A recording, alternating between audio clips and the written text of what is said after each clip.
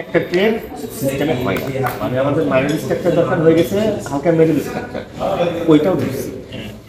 ওইটা ধরার পরে ওই ট্রেনের স্টপ লস এসছে 106 পিপস হিসাবে। 106 পিপস স্টপ লস মেরে নিয়ে ট্রেন আমাদের সিস্টেমে হয় না।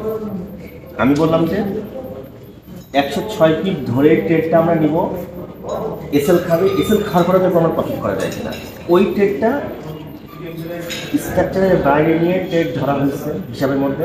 ওইটা এসএল খাইছে 106 পিপ, এসএল খাওয়ার পরেও উইকলি 808 পিপ, সপ্তাহে 4 দিনই প্রফিট দিচ্ছে। একদিন ওই 106 পিপ হিসাব করে দেখা গেল ওই দিনের প্রফিট লস মিলে মানে দিন শেষে 89 পিপস লস। কিন্তু ওই ট্রেড আমরা 106 পিপস একটা না নিতাম তাহলে আমার 89 পিপস লসের কোনো চান্স ওই দিনটা প্রফিট থাকতো। তারপর বললাম যে ভাই এইটা আমি লস ধরে নিয়ে প্রফিট করা যায়, যেমন ভুল করে নিয়ে ফেললাম সেটাই ধরলাম। মিসেল লস হয়েছে কিন্তু আপনি সপ্তাহে 800 টাকা করে সেভ করছেন। এই সপ্তাহেও দেখেন সপ্তাহে প্রতিদিনই প্রফিট দেয়, মানে ওই যে 600 পিপস যে র্যালি ছিল ওখানে 500 পিপস দিয়ে এক্সিট হয়েছে। দ্বিতীয় দিন হিসাব করলেও প্রফিট দিচ্ছে।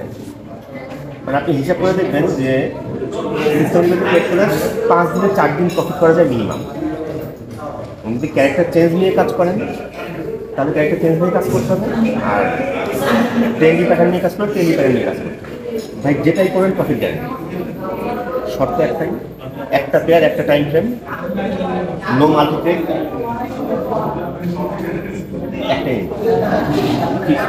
এন্ট্রি মিস করা যাবে, যে টাইম ফ্রেমে করা প্রফিট গ্যারান্টি গ্যারান্টি গ্যারান্টি।